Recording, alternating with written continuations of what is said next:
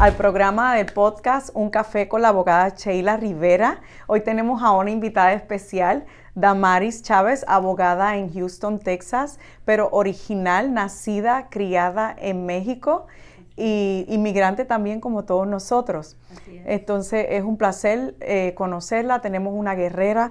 Damaris ya lleva 10 años de experiencia practicando familia, inmigración y personal injury en Texas y algunos casos también de criminal. Absolutamente, sí. Bien, entonces ya dije que Damaris tiene 10 años de experiencia, practica inmigración, practica familia y practica personal injury combinado con ciertos asuntos criminales. Y el tema de hoy vamos a ver cómo un récord criminal o una acusación criminal afecta un beneficio migratorio, y ahí nos va a ayudar a responder estas preguntas nuestra abogada invitada especial Damaris Chávez. Pero Damaris, dinos algo, ¿cómo llegaste a Estados Unidos? ¿Cuándo viniste? ¿Naciste en México? ¿Te criaste en México? ¿Estudiaste leyes en México? Bueno, pues primero que nada, muchísimas gracias por la invitación. Gracias. Es un placer para mí estar contigo, es un placer estar con ustedes también. Y pues bueno, contarte un poquito más de mí. Yo nací en México, soy originaria de Veracruz.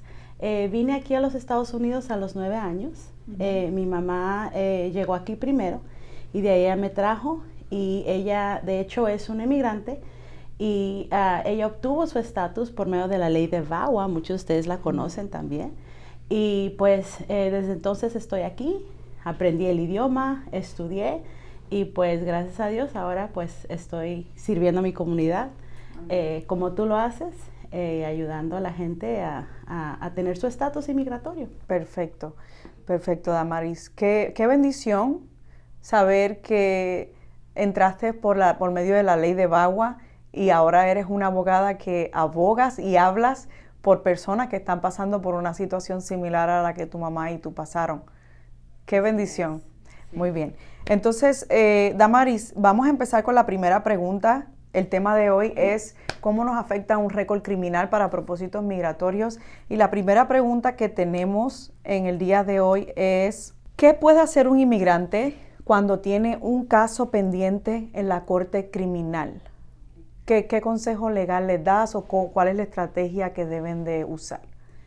Sheila, un inmigrante y cualquier persona que tiene un caso criminal, obvio es algo serio, ¿verdad? Pero una persona que es inmigrante, especialmente porque hay cuestiones inmigratorias que se necesitan saber antes de tomar decisiones, es súper importante que usted tiene un caso pendiente criminal, usted hable con un abogado que sabe de leyes inmigratorias. Tal vez usted lo primero que busque es un abogado criminalista. Y sí, es súper importante para proteger sus derechos criminales, pero si usted quiere también proteger sus derechos de inmigración, usted necesita un abogado especializado en leyes inmigratorias con leyes criminales. Es importante recalcar que no todos los abogados que hacen inmigración hacen este tipo de casos criminales también. Sí. Entonces, es súper importante que antes de tomar una decisión en el caso criminal, tengan una cita con el abogado de inmigración para que les dé el consejo necesario para tomar una decisión y tal vez trabajar juntamente con su abogado criminalista para poder llegar a una estrategia que lo proteja, no solamente en el ámbito de su libertad y su récord criminal, sino también su récord migratorio y lo que va a haber inmigración en el momento que usted aplique para un beneficio migratorio. Perfecto. Muy bien, Damaris. Ese consejo es muy valioso y me viene a la mente muchos casos que he representado y que me he sentado en la mesa a discutir con el abogado criminal cómo negociar con fiscalía la sentencia. Porque, por ejemplo, te voy a poner un ejemplo, un caso que le estaban acusando a uno de mis clientes de reckless driving. Y en ese reckless driving, él estaba conduciendo y su hermano estaba sentado en la silla del pasajero. Y esta persona era un DACA, tenían DACA, recipient. Entonces, pues perdió el control del carro, estaban bebiendo, se fue por un badén, no dio tiempo a frenar el carro se fue por el badén y su hermano salió disparado, no tenía el cinturón de seguridad, salió disparado por la ventana y murió en el impacto. Su hermano murió en el impacto. Su mamá no quería erradicar cargos criminales, pero Fiscalía continuó el proceso criminal en contra de él. Y yo le decía a la fiscal, tienes que cambiar el lenguaje y cambiar el reckless driving para que no se vea que él usó el carro con intención criminal. Porque algo tan sencillo como un accidente de carro se puede convertir como que, yo le decía a la abogada fiscal, si no le quitas la palabra reckless, eso le va a afectar por siempre en el asunto del DACA y no le van a dar el permiso de trabajo y no va a poder renovar. Y ella decía, pero es que es lo único que Fiscalía me quiere firmar.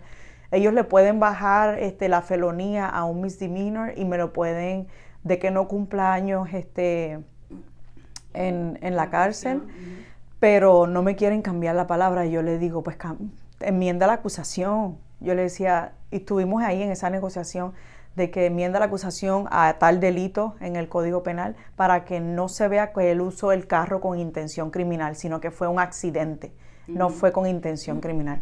Lo logramos y él preservó el DACA, no fue a la cárcel, no fue a juicio por jurado, no lo procesaba. Ese fue el acuerdo que llegó a Fiscalía, se declaró culpable, pero nunca en los documentos salió que él utilizó el carro con intención criminal, salió que él tuvo un accidente y la parte de homicidio que le tenían acusación, que era homicidio involuntario porque el hermano de él murió, sí, claro. Lo cambiaron no recuerdo cómo fue que cambiaron lo de homicidio involuntario, pero también aparecía como que todo fue como un accidente y Fiscalía estuvo de acuerdo. Okay. Y se mantuvo el DACA. Ese hombre lloró, fue a mi oficina, lloró súper contento. Eso por decir un ejemplo de cuando el abogado criminal junto con el abogado de inmigración se ponen de acuerdo para ver qué se va a escribir en el documento de acusación o cómo se puede enmendar una acusación para que no le afecte esa acusación original en su récord migratorio. Yeah. ¿Te viene otro ejemplo a la mente que hayas tenido? Sí, de hecho yo tuve un caso donde uno de mis clientes estaba acusado de violar a una menor o de tocar inapropiadamente a una menor.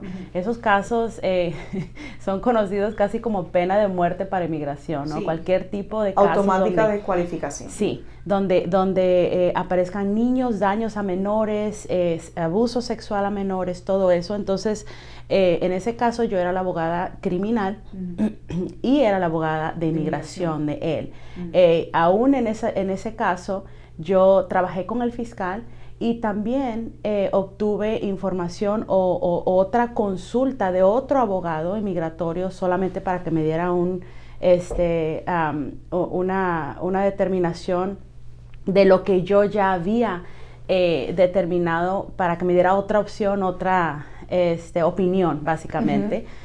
Porque era un caso muy serio. Sí. Últimamente, igual como tú lo hiciste, yo hablé con el fiscal y le dejé saber, mira, eso es lo que puede pasar. Mi cliente ya tenía una I-130 aprobada y eso, pues claro, le iba a afectar completa y totalmente. Ellos estuvieron de acuerdo en cambiar los cargos, yes, en quitar completamente cualquier palabra de abuso sexual de los cargos, y entonces llegamos a un acuerdo.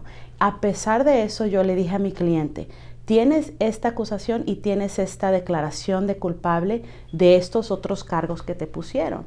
Aunque no dice abuso sexual, de todos modos es una situación criminal, sí, que tienes en tu historial. Por siempre va a ser parte de tu historial criminal. Eso es algo que no vas a poder quitarlo. Y aunque no es algo tan serio como lo del abuso sexual, aún así te puede afectar si tú aplicas para cierto amparo inmigratorio. Entonces, él estaba avisado de lo que podía pasar y tomó la decisión basado en nuestro consejo. Eso es lo más importante, Damaris, que yo pienso que tomar decisiones informadas, de que ya tú sabes cuál es la consecuencia, ya tú sabes cómo te afecta tanto en el ámbito criminal y cómo te afecta en el ámbito migratorio, y que tú tomes una decisión basada en ese doble efecto. Claro. Perfecto. Ahora eso es cuando te acusan de algo y todavía no hay una declaración de culpable o todavía no hay una sentencia o una convicción. Entonces está el otro caso, Damaris, está el caso de que los clientes, ya habiendo sido sentenciados, ya hay una convicción en su récord, ya tienen un récord criminal, que vienen al consultorio de uno para preguntar si puedo obtener un beneficio migratorio ya teniendo ese historial criminal. ¿Qué es lo primero que tú le dirías a un inmigrante que ya tiene un récord criminal? ¿Cuál sería el consejo? Claro, lo más importante, y una vez más recalcando el primer punto, nosotros como inmigrantes no tenemos el lujo de cometer ciertos errores, sí, de hacer ciertas cosas porque desafortunadamente nos afectan en nuestro futuro. Entonces, como dijimos, lo primero es tener una cita con un abogado inmigratorio.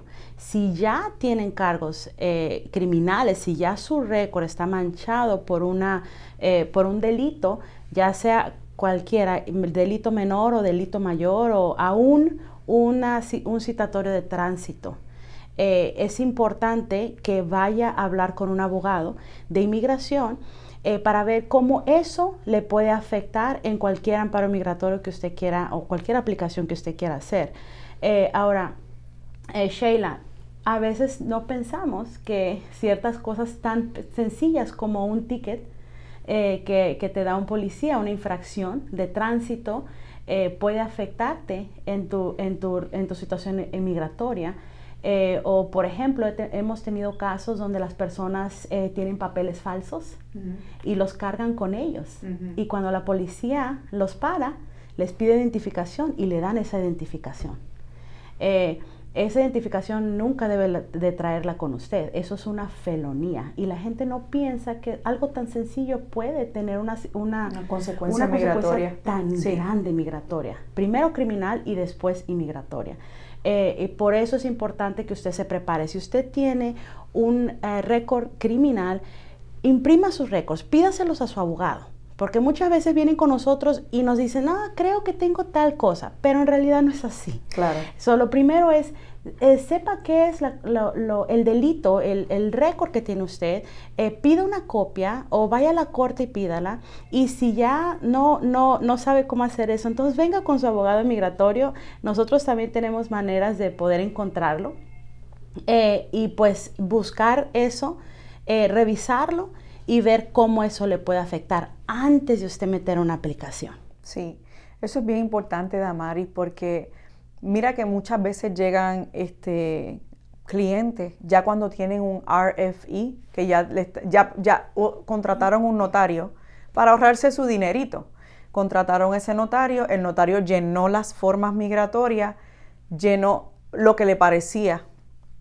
Como no sabe qué consecuencia criminal tiene, es decir, contestar a la pregunta, ¿usted ha sido arrestado anteriormente, sí o no? Llega, el de notario dice, bueno, a ti te desestimaron los cargos, voy a contestar que no. Una pregunta tan simple como si fue arrestado, sí o no. El notario, pues como te desestimaron los cargos, contestó que no. Le negaron la renovación de DACA, una persona que ya llevaba 20 años con DACA.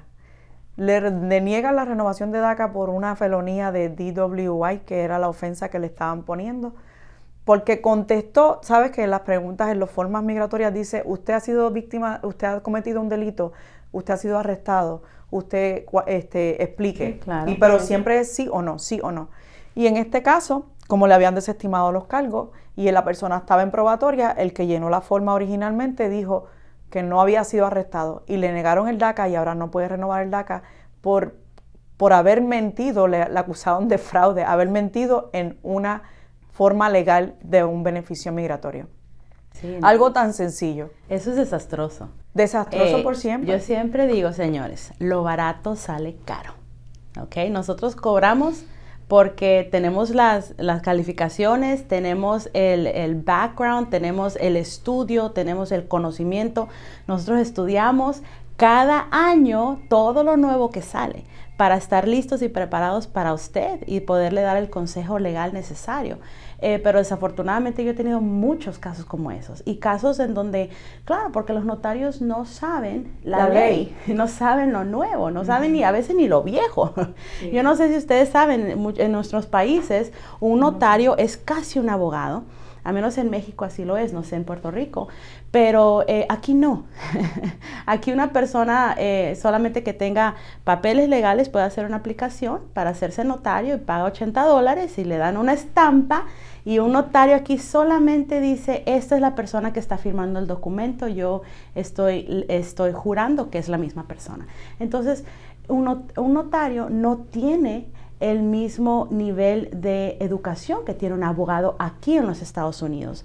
Entonces sí, a mí me ha tocado siempre reparar los errores de los notarios y muchas veces lo hemos podido hacer y en otras ocasiones no. Entonces sí es súper importante poder ir con un abogado calificado. Y es triste porque en ese caso él era el único sostenedor de la familia, la esposa acababa de parir su segundo hijo, estaban perdiendo la casa porque él inmediatamente cuando le radicaron los cargos de la felonía por el DWI, pues le cortaron el trabajo, lo metieron preso por unas horas. No fue una detención, no fue una sentencia, pero sí estuvo preso como 24 horas o algo así, en lo que pagaron la fianza. Y pues el notario cometió el error de decir que nunca lo habían arrestado. Y pues ahí es que me contrata, la familia viene a contratarme para que yo lo libere de la detención, pero ya habían sometido la petición de de DACA y ya estaba el RFE sometido. Y aunque contestamos el RFE, el oficial, bajo la discrecionalidad que tiene la ley de inmigración, le aplicó que él mintió y que no había sido veraz, que no estaba diciendo la verdad. Y es desafortunado. De hecho, yo tengo un caso, una experiencia de un caso, en donde no era la persona que estaba pidiendo el amparo inmigratorio que tenía el récord criminal. No, sí. Tenía el peticionario sí, tenía el récord criminal. Me pasó eso, chica. Sí, cuéntanos de esa historia. Muy duro porque esos casos en donde el peticionario se ve bajo la ley migratoria como un peligro para la persona a la que está pidiendo, especialmente si hay un menor de por medio.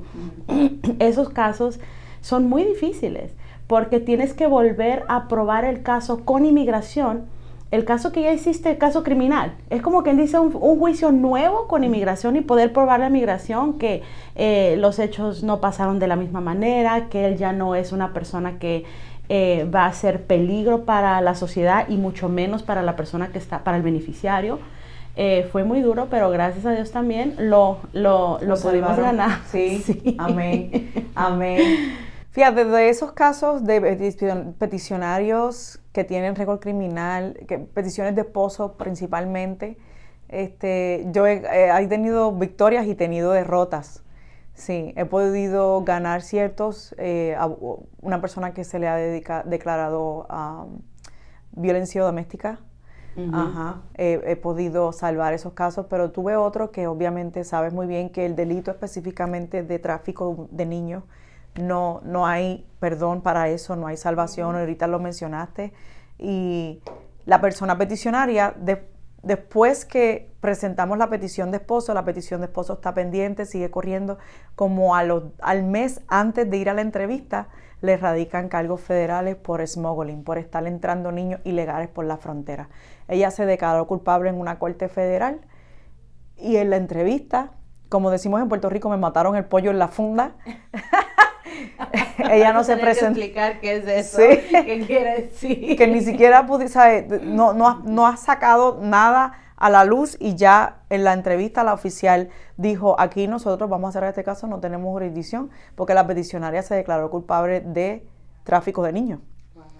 Y yo pedí un tiempo adicional para hacer un brief legal, para explicar los argumentos de que las consecuencias criminales de ella no se le podían imputar a él como beneficiario y él no fue parte y él no estaba acusado en ese proceso criminal. Aún así me dieron el tiempo adicional para presentar los argumentos legales, pero al fin del día, por buen carácter moral, pues le negaron la petición de esposo porque ella pues está cumpliendo una sentencia, le dieron una sentencia de 10 años detenida, y los hijos que tenían en común pues no se los dieron a él, se los dieron a los abuelos paternos, a los abuelos maternos, y habían menores involucrados, y entonces ahí es uno de los casos donde el inmigrante está limpio criminalmente, no tiene ninguna acusación, pero su esposa, que en ese caso era la que le estaban acusando, sí tenía récord criminal y no pudieron. Ese récord criminal del peticionario le afectó al inmigrante, aunque el inmigrante no cometió el acto criminal.